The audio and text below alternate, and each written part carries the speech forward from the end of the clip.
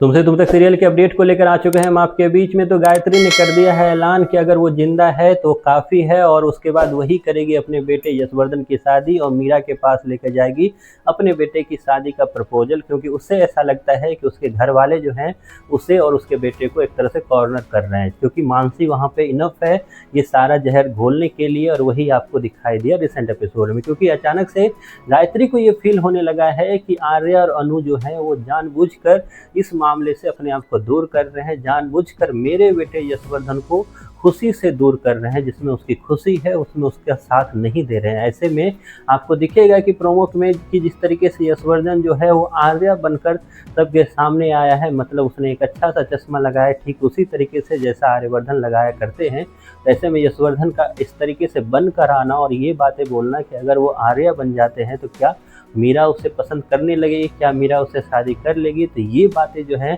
कहीं ना कहीं गायत्री को खटकती हुई नजर आई, क्योंकि गायत्री का पुत्र मोह अंदर का जागा और वो बोलती हुई नजर आई कि कोई और साथ दे या ना दे, मैं तुम्हारा साथ दूंगी, मैं जाऊंगी मीरा के पास। और मीरा तो वहाँ पे पल के एक तरह से झपकाए हुए भी नहीं, बिल्कुल इस तरीके से खड़े हैं कि कब दस्तक इस दरवाजे पे पड़े वर्धन परिवार के किसी भी इंसान का, और वो मुझसे इस बात को लेकर अपनी राय शेयर करे कि क्या मैं यशवर्धन से शादी करूंगी या करना चाहती हूँ या नहीं है। वो इसी याद में वहाँ पर बैठी हुई है और यहाँ के लोग जो हैं एक तरह से टालते हुए जा रहे हैं, लेकिन क्योंकि गायत्री है और क्योंकि गायत्री का पुत्र मोह है तो वो इस तरीके से मीरा के साजिश को बेकार नहीं जाने देगी, उसको और एक तरह से परिपक्व बनाते हुए नजर आएगी। और जल्द ही आपको दिखाई देगा कि गायत्री जो है पुत्र मोह में आकर अपना सब कुछ और वर्धन परिवार का बेरागर करते हुए नजर आएगी। पहुंचेगी वो मीरा के पास प्रपोजल लेकर, किसका, तो लेकर जाएगी यशवर्धन का। हालांकि गायत्री का ये स्वरूप जैसे ही अनु देखेगी, अनु बोलेगी कि गायत्री मतलब माँ आप नाराज ना हो,